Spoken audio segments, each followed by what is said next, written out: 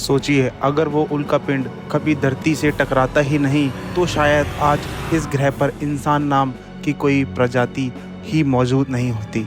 हाँ दोस्तों, डायनासोर के खात्मे ने ही हमारी कहानी की शुरुआत की थी। तो चलिए देखते हैं कैसे धरती का राजा बदलकर डायनासोर से इंसान बना। करीब 16 करोड़ साल तक डायनासोर ने धरती पर राज किया।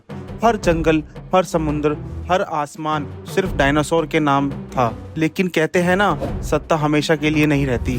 फिर आया वो दिन जिसने पूरी धरती का इतिहास बदल दिया। एक विशाल उल्कापिंड धरती से टकराया और कुछ ही घंटों में धरती की सबसे ताकतवर प्रजाति डायनासोर विलुप्त हो गई। जो जानवर करोड़ों सालों से धरती के मालिक थे, उनका अंत अचानक हो गया। लेकिन कहानी यहीं खत्म नहीं होती। असल में यहीं से शुरू हुई एक नई कहानी। धरती का भविष्य अब किसी और के नाम लिखा जा चुका था। जब डायनासोर खत्म हुए तब धरती पर सिर्फ 10% जीव जंतु ही बचे थे। इनमें से ज्यादातर छोटे मैमल्स थे, जैसे छोटे चूहे, गिलहरियां। छोटे होने की वजह से ये जमीन के नीचे छुपकर गर्मी और तबाही से बच गए। इन्हें कीड़े मकोड़ों को खाने की आदत थी और इसी वजह से इन्होंने भूख से भी जंग जीत ली।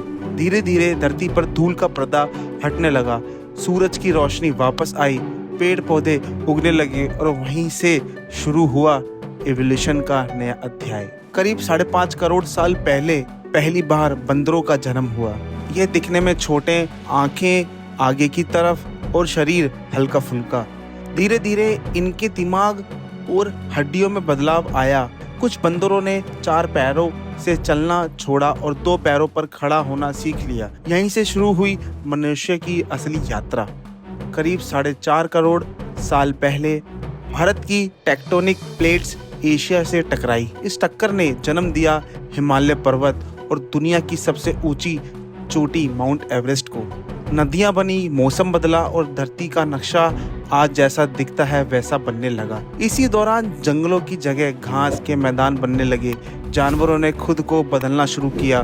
कुछ शाकाहारी और कुछ मांसाहारी बन गए। करीब 40 साल पहले अफ्रीका की धरती पर नई प्रजाति जन्मी, एपे जैसे जीव। ये पेड़ों पर रहते थे, लेकिन धीरे धीरे जलवायु बदलने के कारण इन्हें जमीन पर उतरना पड़ा। अब इन्होंने 2 पैरों पर चलना शुरू किया। यहीं से धीरे धीरे हमारे असली पूर्वजों का विकास हुआ।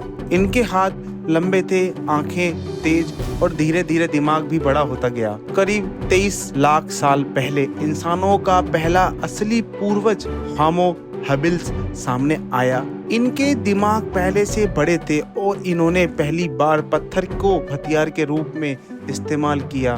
फिर आए होमो इरेक्टस, जिन्होंने शिकार करना सीखा, आग की खोज की और मांस पकाकर खाना शुरू किया। आग की खोज ने इंसानों को ठंड से बचाया, खाना पचाने में मदद की और दिमाग को और विकसित होने का मौका दिया। करीब 2 लाख साल पहले आखिरकार इंसान आज के रूप में विकसित हो गया। होमो सेपियंस अब इंसान बोल सकता था, संवाद कर सकता था और समाज बना सकता था। शहर, गांव, सभ्यताएं, सबकी शुरुआत यहीं से हुई।